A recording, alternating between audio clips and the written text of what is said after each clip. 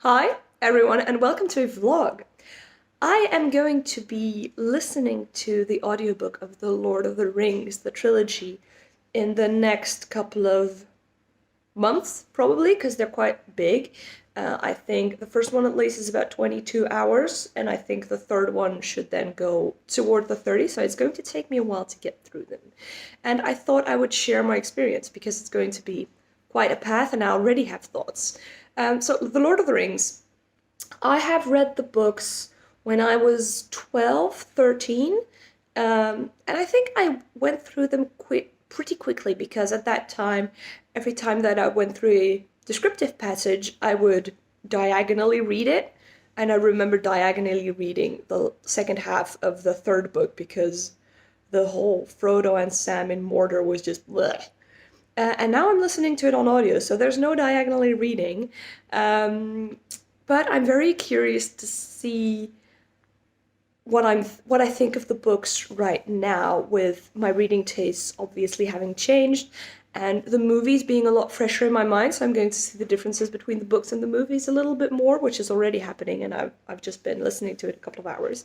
So I thought I'd share that with you as I go along. I've started with the Fellowship of the Ring now 2 to 3 days ago, and I'm at the point where the hobbitses are leaving the Shire, in the process of leaving the Shire. And I have so many thoughts already. First of all, the differences between the books and the movies, which shouldn't shock me. I know they're there, but there's so many more than I thought. For example, Frodo, Sam leave the Shire together with Pippin. They have this whole, they don't know where they're going yet.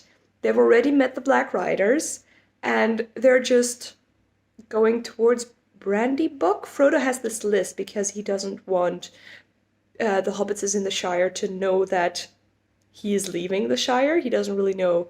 He knows that he's going to Rivendell, but he hasn't told anyone yet, and he doesn't want people to know.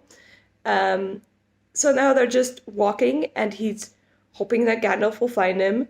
He's not going to Bree like it's in the movie. So that's one thing. And so there's these differences between the books and the movie. And on the other hand, I'm discovering that I'm not liking the writing style. In the beginning, there's a lot of explanation. The first chapter, maybe two chapters, are just things from the past. So we get the story of how Bilbo found the ring. Then we've got this whole section where Gandalf just talks for 20 minutes, 30 minutes about how the ring got to Frodo. It's him telling stories. It's a lot of tell, not show. The explanation of the world is not a way that I would like it to do now. Like, for example, if you compare it to Harry Potter, um, and in the first sections where you start to discover the world, you don't want someone to tell you, oh, and there are wizards and they use wands to use spells, and the spells are mostly from Latin or something. No, you want to see how Harry buys a wand. You want to see people using spells and discover stuff for yourself. That's how you want to discover a world. You don't want stuff to be explained to you. And that is what is happening in The Lord of the Rings. It's the narrator or characters telling you stuff. And on the one hand, it's okay because I know this world, so it serves as a refresher because I've already read it. But I right now, a book like that, I don't think would fly. I mean, let's not even talk about the fact that there are hardly any women in there and blah, blah, blah. We'll come to that later, probably. But right now, I'm really surprised about that. And the length also that it takes. It's so long. Ah, well. That's it for now. I'm kind of curious to see also how the story develops because there's stuff that I already see are different. So I'm curious to see how that will go. And I wonder if the whole telling not showing is a thing that will take longer. Is if it's in the beginning because he's setting up stuff, or whether in the third book we're still gonna have stuff like that. So we shall see. I will keep you posted. Hi, we're a couple of days later, and I should update you because Frodo has now arrived at Rivendell, and he is in the middle of the council. And that is where, in the first book, is split up into a first book and a second book, and that is where the split between the two happens. And lots of stuff has happened in the first book that I had no recollection of, and that is not at all dealt with in the movie. So I can't say I'm happy to see it, because if I'm honest, I wasn't really interested in a lot of the things. But I don't know. Let's talk about what I mean. One of the things that happens when Frodo leaves the Shire with Merry, Pippin, and Sam is that he has a long way to go still, first until Bree and then until Rivendell. And they have a lot of adventures in the meantime, seeing the Black Riders stuff in Bree that we also see in the movies, but there's more. There's a whole section where they go through a dark forest and they're attacked by a tree, and then they need to be saved by Tom Bombadil. I remember Tom Bombadil. He had a lasting impression, and he's also one of the characters that when people talk about the differences between the book and the movie, it's like, oh yeah, Tom Bombadil's not in there. So I kind of remembered that. But they stay there for 2 days, and Tom Bombadil tells them stories. And later on, when they leave that wood, they go through a land where stuff happens again. They're under attack. There's strange powers that lure them in, and they need to be saved by Tom Bombadil again. And that was new to me. It's not new because I've read it 20 years ago, but it was still new to me. And I've been thinking, those are the things that, on the one hand, they kind of make the world grow. They make sure that Middle Earth in general is this big living thing and that a lot of people love. But these sections don't feel like they do anything for either the story or the characters. It just makes the world have a little bit more depth, but not meaningful depth. And the same goes for a lot of the stories that are told about the past that we have throughout the book, whether it's Aragorn singing another song or Gandalf telling about his adventures with Saruman and stuff at the council. It's a lot of, again, stories within stories, and they don't necessarily, to me, they don't add much. And I don't know whether it is that my love for Middle Earth has somehow waned, what it makes that sometimes I read a book and I'm like, oh, I love world building, but with this, I'm not really interested in this world building. And it might be because because I know the story so well that I wonder what it has to do with anything. But it feels, maybe it's that it's very one-dimensional. It's still a lot good versus evil. People are either for Sauron or like with the elves and Frodo and etc. Even Saruman being a bad guy, I know he's not entirely for Sauron and kind of has his own plans, but it doesn't feel like there's a lot of depth to their malice. And that's kind of what I have with all of these extra passages, that they don't add much. It's just another, oh look, the evil is rising and that is Sauron and blah blah blah. And maybe that's why they don't do much for me. But I do like seeing more flesh in books. I mean, it's just not another of those books do more than movies kind of things. That is also good. Oh, my arm is getting tired. I'm going to rest. Like I said, they're now at the Council of Elrond. I wonder what is going to happen. I've kind of already fallen asleep twice, so it's the third time that it's the second time already that I've woken up and Bilbo is saying farewell, and I'm like, wait, no, the fellowship still has to be formed. The whole fellowship part is one that I usually like because you have a little bit more characters, and I'm curious to see what the adventures are that they're going to be having on this whole, first going to the Moria and afterwards also, because there's probably going to be more than I remembered, which is good. And what I'm most looking forward to, but that's going to probably be the next video, is the first book of the second book, when we focus on Aragorn, Legolas, and Gimli when they go in search for Merry and Pippin and they go through Rohan and stuff. But that's way ahead of what we are now. Right now, these people don't even know that they're going to be spending more time together.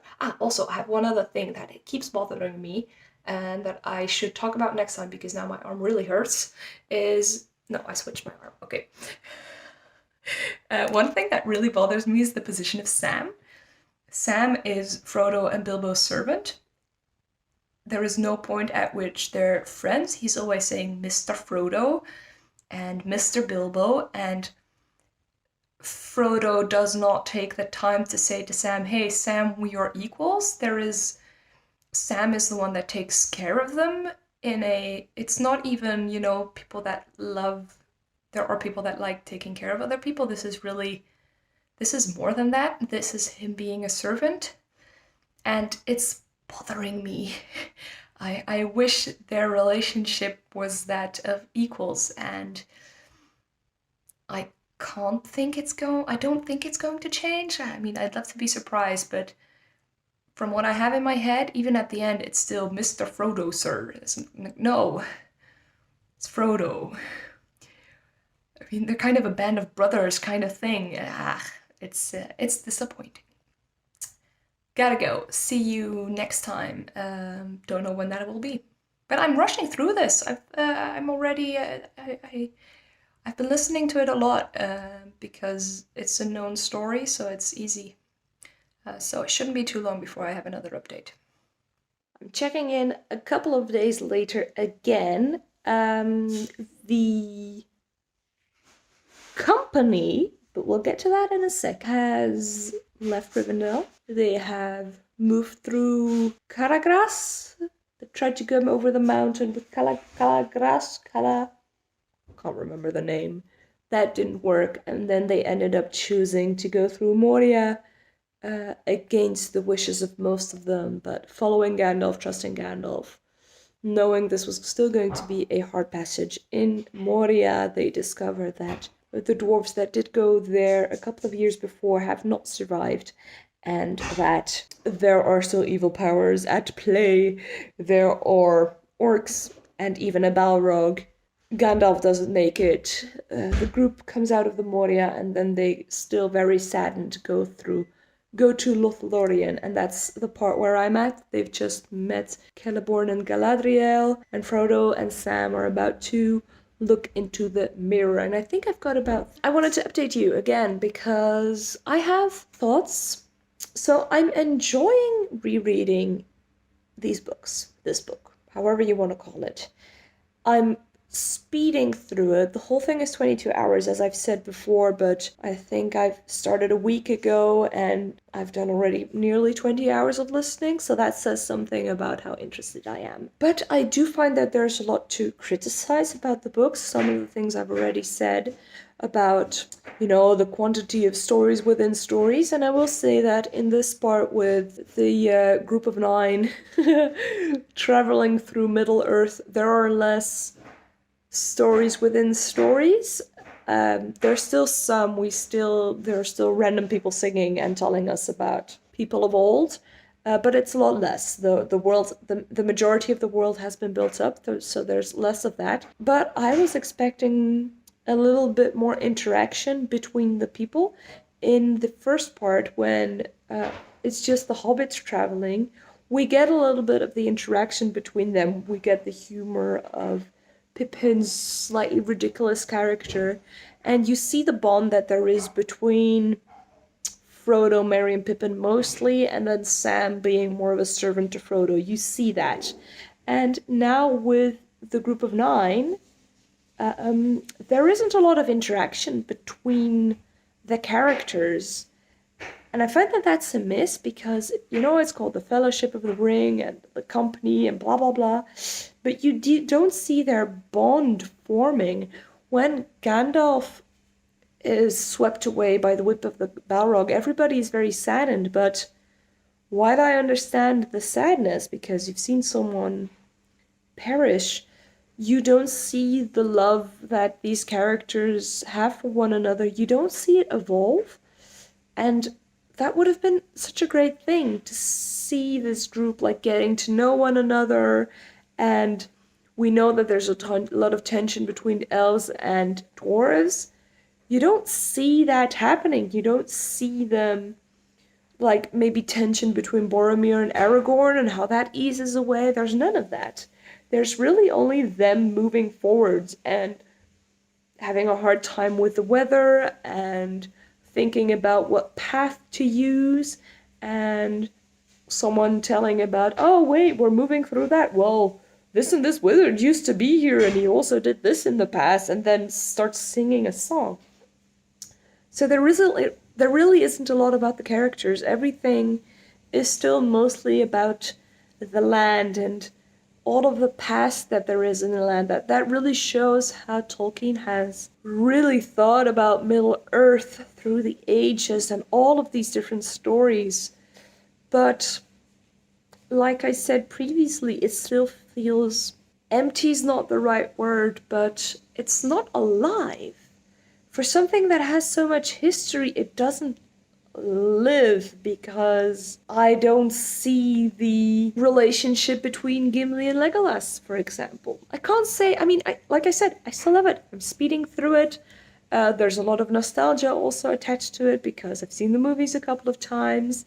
You know, it's The Lord of the Rings. I've spent hours looking at the footage of how the movies were made. I've read The Hobbit. I'm half tempted to read Silmarillion and stuff like that.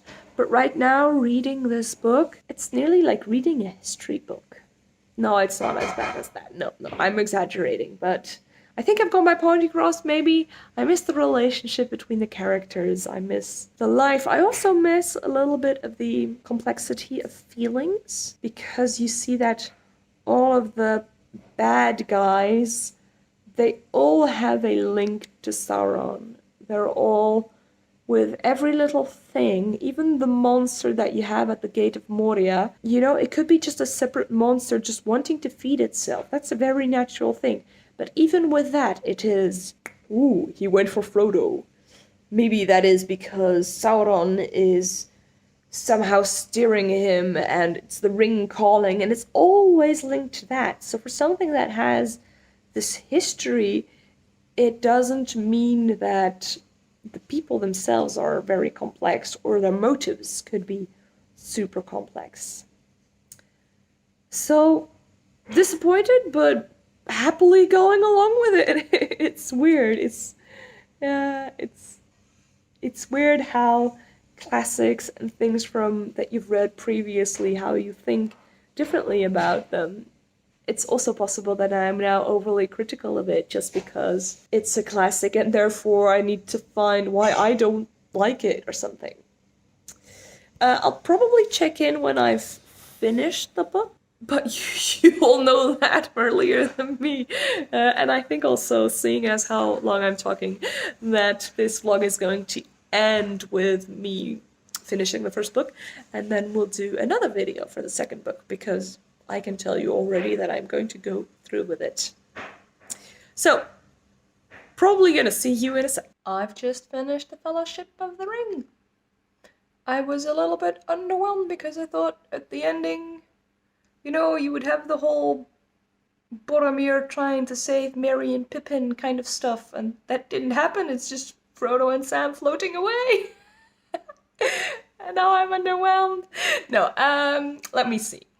Things that happened since I last spoke of you. So they had arrived at Lothlorien, spent a while there to recuperate, and then went on their little boats. And the main struggle was figuring out what their next steps were going to be.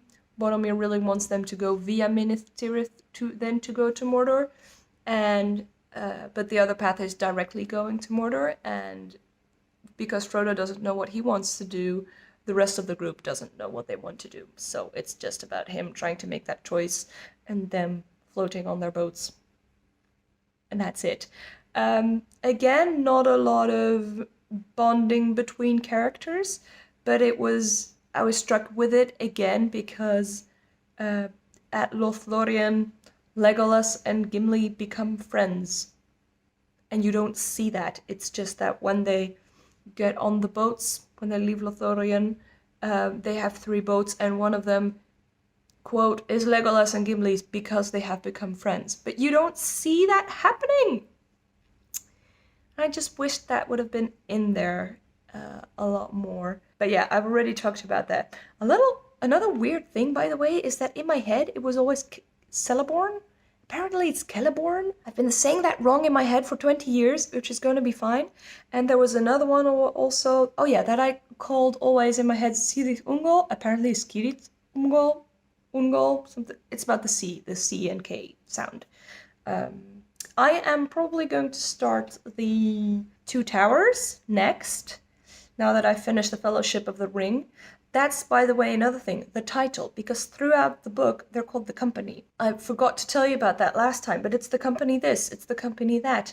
And it's only when they arrive at the point that they have to think about, are they going to separate or not, are they going to Minas Tirith or not, that Aragorn says, oh, well, this fellowship. That's the only moment, and that the title of the chapter is The Breaking of the Fellowship, but otherwise it's always the company. And maybe it's a sign of them having become a fellowship in the meantime, but once again, because you don't see that grow, you don't see the bonds grow, you don't see them become friends in a sense, you don't see the fellowship becoming the fellowship. And it's just a company. And at one point, one says, "Oh, we're a fellowship." So I'm a little bit underwhelmed, to be honest, about the book. I'm not that interested in Middle Earth itself. That means it's the end of this vlog. I hope this was entertaining because you're gonna have 3 others that will be coming up. See you next time. Bye. Ba-chum, ba-chum, chum.